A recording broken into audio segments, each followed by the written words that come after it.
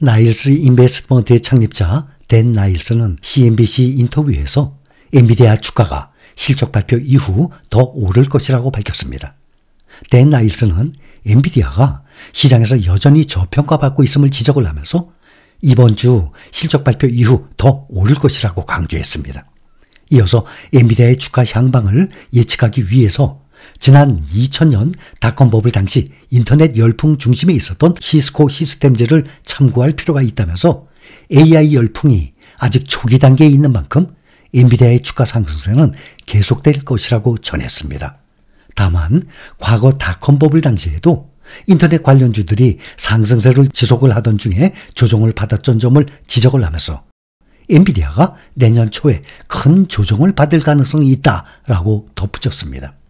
엔비디아가 인공지능 기업으로 탈바꿈하는 과정에서 급등을 하고 있지만 5년 주가 수익 비율 PER은 평균값보다 약 15% 낮은 수준이라는 이유입니다. 투자 은행들의 엔비디아 목표 주가 상향 조정도 주가에 긍정적으로 작용을 하고 있습니다.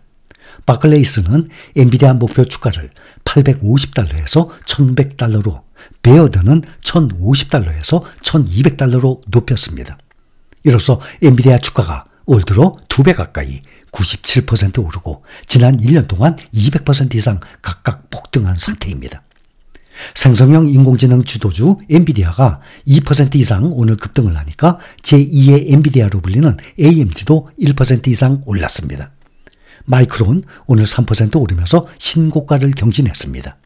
모건 스탠리가 투자 의견과 목표 주가를 높였다는 소식이 투자 심리에 긍정적인 영향을 줬습니다. 모건 스탠리의 조셉 무어 애널리스트는 마이크론에 대한 투자 의견을 종전에 비중 축소해서 비중 유지로 상향 조정하면서 목표 주가도 98달러에서 130달러로 33%나 올렸습니다.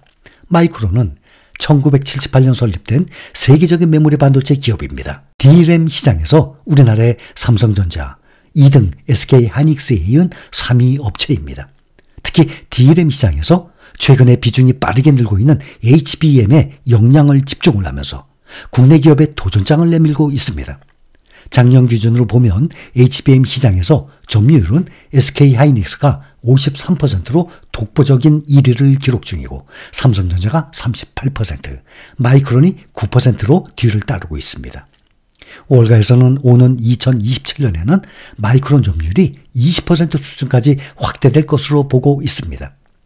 HBM 모멘텀이 부각이 되면서 마이크론 주가가 지난해 71% 급등한 데 이어서 올 들어서도 57%나 상승세를 기록하고 있습니다.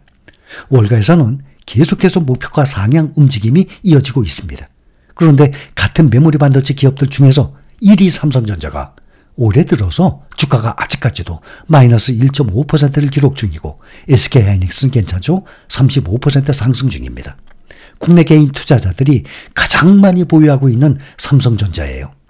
그런데 아쉽게도 주가는 제대로 오르지 못하고 있는 실정입니다. 오늘 필라델피아 반도체 지수 2.15% 오르면서 사상 최고치에 근접하고 있습니다. 사상 최고치는 5165였는데 다시 이 선을 넘으려면 오늘 5090이에요. 1.5% 정도 남았습니다. 엔비디아의 실적이 시장의 예상보다 좋게 나오게 되면 필라델피아 반도체 지수 다시 사상 최고치를 넘어설 것입니다. 필라델피아 반도체 구성 종목의 하나 퀄컴의 주가가 사상 최고치를 다시 썼습니다. 마이크로소프트가 인공지능이 탑재된 새로운 PC를 발표한 가운데 해당 태블릿과 노트북에 퀄컴의 프로세서가 사용된다는 소식이 전해졌습니다. 퀄컴 주가는 미국 증시에서 2.01% 상승한 197.76달러로 마감해서 사상 최고치를 경신했습니다. 사티아 나델라 마이크로소프트 최고 경영자는 오늘 워싱턴 레드몬드 캠퍼스에서 열린 미디어 컨퍼런스에서 코파일럿과 같은 AI 소프트웨어를 실행하도록 제작된 태블릿과 노트북을 공개했습니다. 코파일럿은 마이크로소프트의 가상 비서로 다음 달 18일에 출시 예정인 생성형 AI 모델은 코파일럿 플러스 PC로 명명됐습니다. 특히 이들 모델에는 인텔이나 AMD가 아닌 퀄컴의 새로운 스냅드래곤 X 프로세서가 탑재됐습니다. 소프트웨어는 퀄컴의 AI 전문 뉴럴 프로세서 반도체로 구동됩니다. 퀄컴 주가는 PC 시장 진출에 대한 기대로 지난 6개월간 계속 반등세를 나타내고 있습니다. 오늘 JP모건의 주가도 4% 넘게 하락했습니다. 제이미 다이먼 JP모건 최고 경영자는 자사주 매입 확대에 부정적인 입장을 드러냈습니다. 오늘 CNBC에 따르면 다이먼 CEO는 JP모건 투자자의 날 행사에서 JP모건 주식이 너무 비싸다면서 우리는 이 가격으로 많은 주식을 매입하지 않을 것이라고 언급했습니다. 자산기준 미국 최대 은행인 JP모건은 지난 1년 동안 주가가 40% 이상 급등해서 오늘 52주 최고가인 205.88달러까지 기록했었습니다. 하지만 다이먼 CEO의 발언으로 주가가 4.5% 급락 후 마무리했습니다. 월가의 황제로 불립니다. 제이미 다이먼 JP모건 회장이 조기 은퇴를 시사했습니다. 다이먼 회장은 이날 열린 주주총회에서 경영권 승계 계획에 관한 질문을 받고 이제 5년은 아니다 라고 말했습니다. 이 답변은 시장에서 예상을 했던 것보다 다이먼 회장이 더 일찍 물러날 수 있다는 신호로 해석됩니다. 그동안 다이먼 회장은 은퇴 계획에 관한 질문을 받을 때마다 5년 남았다라고 답을 해왔었습니다. 테슬라 보면 오늘 1.41% 하락했습니다. 테슬라는 미국 정부가 중국산 배터리의 관세를 인상함에 따라서 저가형 전기차인 모델3의 가격 경쟁력이 낮아질 것이란 전망이 나왔습니다.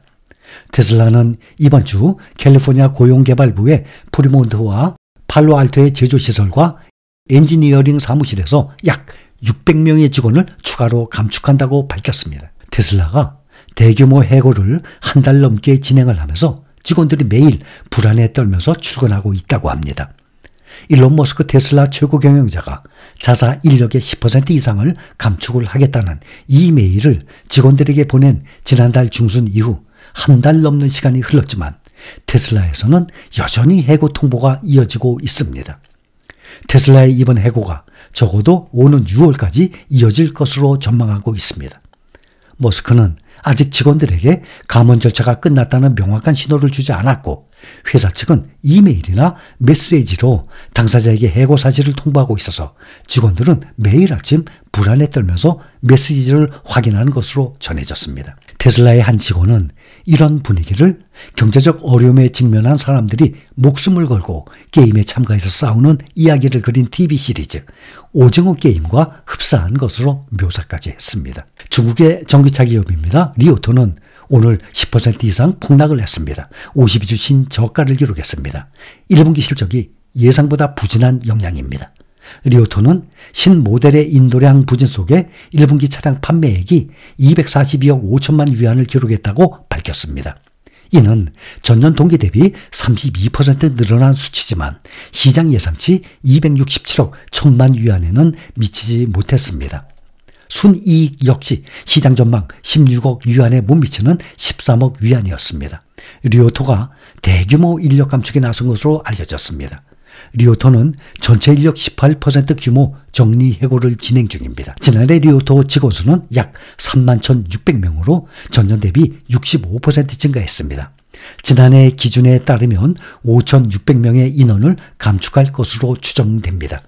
리오토는 지난 3월 올해 전기차 판매량을 65만에서 80만 대 사이에서 56만에서 64만 대로 하향 조정했습니다.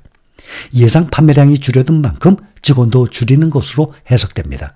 리오토는 올해 초부터 성과가 낮은 직원들을 해고한 것으로 전해지고 있습니다.